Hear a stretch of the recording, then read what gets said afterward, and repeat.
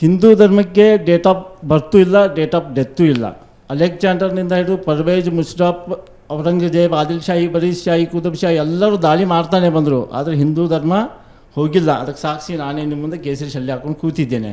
ಅವರು 28 ಜನ ಕೊಂದರೆ ಹಿಂದೂ ಧರ್ಮ ಮುಗಿದೋಗೋದಿಲ್ಲ.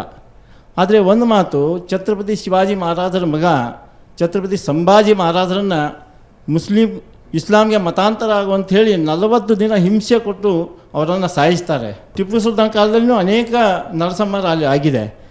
ಆದರೆ ಈ ಲಷ್ಕರ್ ಇ ತೊಯ್ಬಾದವರು, ಈ ಉಗ್ರಗಾಮಿಗಳು ಓದೋ ಕುರಾನ್ ಬೇರೆನಾ, ನೀವು ಓದೋ ಕುರಾನ್ ಬೇರೆನಾ? ಕುರಾನ್ ಸುನ್ನಿ ಕುರಾನ್ ಬೇರೆ ಇದೆಯಾ, ಶಿಯಾ ಕುರಾನ್ ಬೇರೆ ಇದೆಯಾ?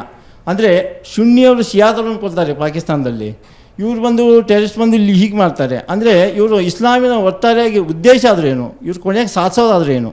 ನೋಡಿ, ಇಲ್ಲಿ ಸುನ್ನಿ ಶಿಯಾ ಅನ್ನುವ ಡಿಫ್ರೆನ್ಸಿಂದ ಇಲ್ಲಿ ಭಯೋತ್ಪಾದನೆ ಉಂಟಾಗ್ತಿಲ್ಲ, ಇಲ್ಲೇ ಆಗ್ತಿಲ್ಲ, ಬಟ್ ಬೇರೆ ಕಡೆ ಆಗ್ತಿಲ್ಲ. ಇವಾಗ ಇಲ್ಲಿ ನೋಡಿ, ಅಫ್ಘಾನಿಸ್ತಾನಲ್ಲಿ ಹೇಳ್ದಂಗೆ ಅಲ್ಲಿ ಶಿಯಾನವರ ಮಸ್ಜಿದ್ನಲ್ಲಿ ಸುನ್ನಿಯವರು ಬಾಂಬ್ ಇಡ್ತಾರೆ ಒಂದೊಂದು ಜಾಗದಲ್ಲಿ, ಸುನ್ನಿಯವ್ರ ಜಾಗದಲ್ಲಿ ಶಿಯಾ ಅವರು ಬಾಂಬ್ ಇಡೋದು ಅಲ್ಲಿ ನೋಡೋಕ್ಕೆ ಸಾಧ್ಯತೆ ಇದೆ.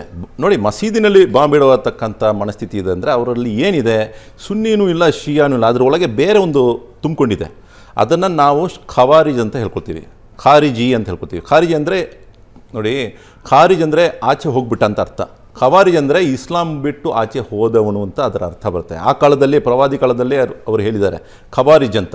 ಸೊ ಈ ಖವಾರಿಜಿನ ಮನಸ್ಥಿತಿ ಏನಂದರೆ ರಕ್ತಪಾತ, ಅವರನ್ನು ಮುಸಲ್ಮಾನರನ್ನು ಕೊಂದು ಹಾಕ್ತಾರೆ ಮತ್ತು ಮುಸ್ಲಿಮೇತರನ್ನು ಕೊಂದು ಹಾಕ್ತಾರೆ. ಉಮರ್ ಶರೀಫ್ ಸುಳ್ಳು ಹೇಳ್ತಾ ಇದ್ದಾರೆ. ನಾನು ಸತ್ಯವನ್ನು ನುಡಿತಾ ಇದ್ದೇನೆ, ಸುಳ್ಳು ಹೇಳ್ತಾ ಇದ್ದಾರೆ. ಇಲ್ಲ, ನಾನು ಫುಲ್ಲಾಗಿ ಕೇಳ್ಕೊಳ್ಳಿ. ಇವಾಗ ಪ್ರವಾದಿ ಹೇಳಿದ್ದಾರೆ, ಯಾರು ರಕ್ತಪಾತವನ್ನು ನಂಬಿ ಆ ದಾರಿನಲ್ಲಿ ಹೋಗಿ ಮಕ್ಕಳನ್ನು ಕೊಂದಾಕ್ತಾರೋ ಅವರು ನರಕದ ನಾಯಿ ಅಂತ, ಕಿಲಾಬುನ್ ನಾರ್ ಅಂತ ಪದ ಇದೆ, ಸೈಯುಲ್ ಬುಖಾರಿನಲ್ಲಿ ಇದೆ. ಅದೇ ರೀತಿ ಮನ್ ಕತಲ ಮುಆಹಿದನ್ ಲಮ್ ಯರ ರಾಯತಲ್ ಜನ್ನ, ಇದು ಸೈಯುಲ್ ಬುಖಾರಿ. ಪ್ರವಾದಿ ಹೇಳಿದ್ದಾರೆ, ಯಾರು ಮುಸ್ಲಿಮೇತರನ್ನು ಕೊಂದಾಕ್ತಾರೋ ಅವರಿಗೆ ಸ್ವರ್ಗದ ವಾಸನೆ ಕೂಡ ಮುಟ್ಟಲ್ಲ ಅಂತ ಹೇಳಿದ್ದಾರೆ.